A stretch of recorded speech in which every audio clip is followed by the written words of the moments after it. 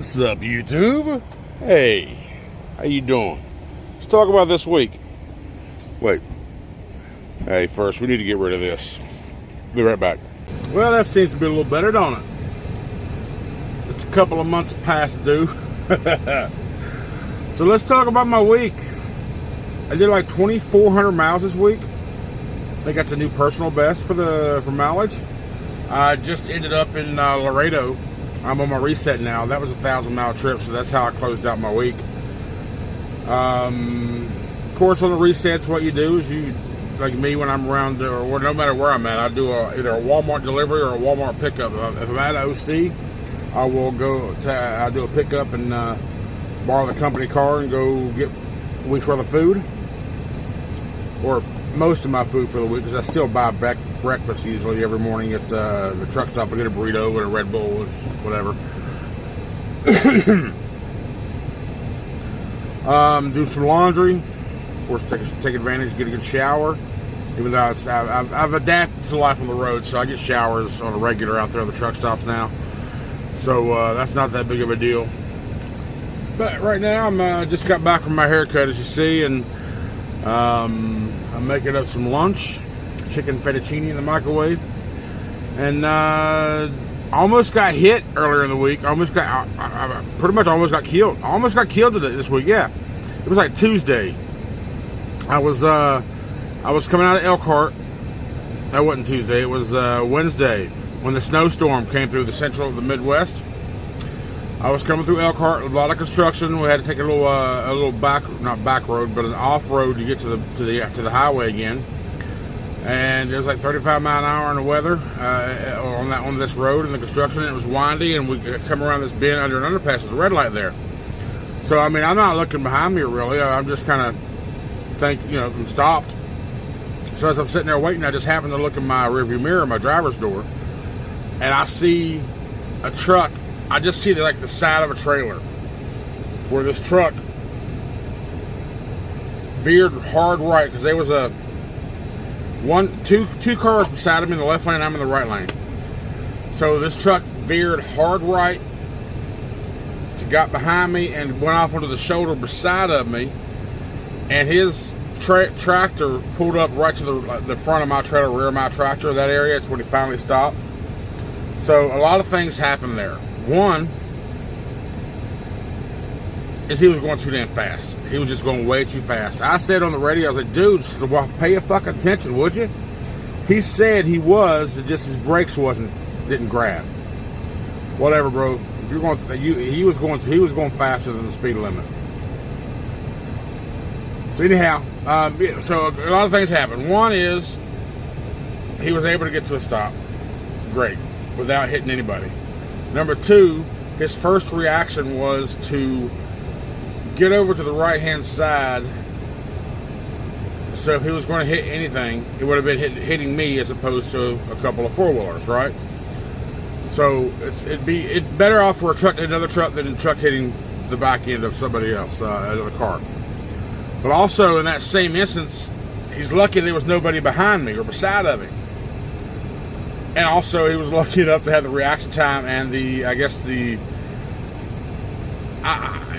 I say anything like what I was getting ready to say, it would make him sound like he wasn't at fault, like he was a good driver. If he was a good driver, he wouldn't have been in that fucking fault to begin with. He wasn't paying attention. That's all it was. But luckily, there was no one beside him, no one behind me, and he was able to get around me onto the shoulder to not cause any damage. So that was my excitement for the week. That's pretty much it. What I got here? I got some chicken and pasta chicken Alfredo fettuccine and broccoli. So let me just stir it up a little bit. Mixy. Ow, Now I don't know about y'all. These little Marie Calendar meals. I've had quite a few of them. They're really freaking good. I like them. Did you know that her whole $1 billion business started in her kitchen? I didn't. For whatever reason, the Steve Harvey video popped up on my TikTok talking about Marie Calendar. And he did the whole story. It was I don't know the detail. I don't remember. But I don't know why it popped up. But yeah. But yeah, so far a pretty good week. I am in Laredo, Texas, like I said, and it's 86 degrees. It's 80. Oh, I ain't had this type of weather in months. I just want to stay out of the east because I don't like winter, which is why I am relocating to Texas in the spring, May, June, somewhere in that window. I'm relocating to Texas. And why? Everybody asks me why am I going to Texas? Because I hate winter. And I want to get to the area. I want to get to an area that has the least amount of it. Yes, it will get cold sometimes. Yes, they may have an occasional snow and ice storm, but it won't be 3 and 4 months of it like it is in the east. That's my reasoning. And Texas, and I haven't really quite narrowed down the area. I'm thinking, well, I have eliminated one city that I will not be moving to, and that's Laredo, because I don't like it down here. Well, why? Because there's so much, and this reason is going to be about every damn city you get to. There's so much damn construction going on around here, you just can't get around. And I'm sure it's going to be like that in Dallas, it'll be like that in Fort Worth, it'll be like that in Houston, it'll be like that anywhere. But, and I got people who live, I got friends that live in San Antonio, I got friends that live in the Dallas area, I got friends that live in Houston. So I'll be a little closer up in that area. So I'm thinking somewhere between Houston and Dallas, because we have some OCs in those areas. Operating centers.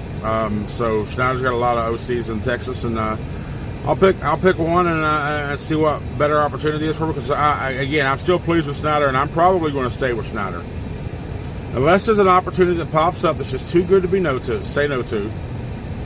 And Schneider don't match it, because I'll give them the opportunity to match anything that happens on my end. If they can't or just won't, then that'll be the only way that I would ever that I think I will leave Schneider. Well, voluntarily anyway. Is it something just too good to be true or too good to pass up?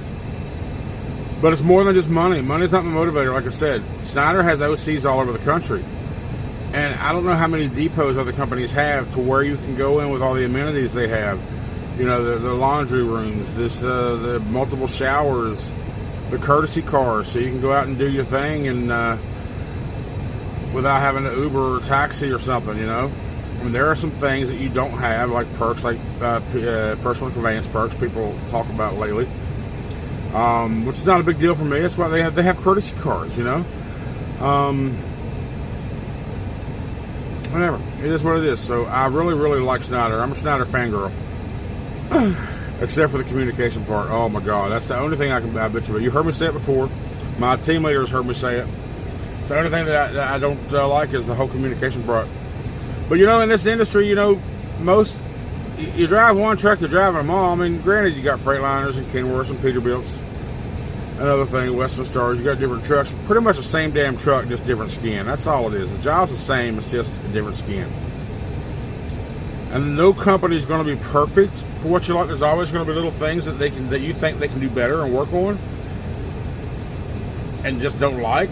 But that's everywhere you work. So pick the least amount of negatives that you come across. So you work for a company let's just say you make $1 a mile for a company, but that's the only positive you can say from it. And if you're motivated by money and everything else you don't give a shit about, and you want to be angry and grouchy and grumpy all day, hey, go make that $1 a mile and be unhappy.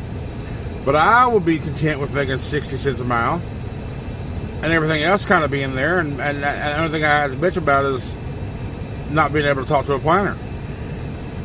I don't know, that's just me. What are your thoughts?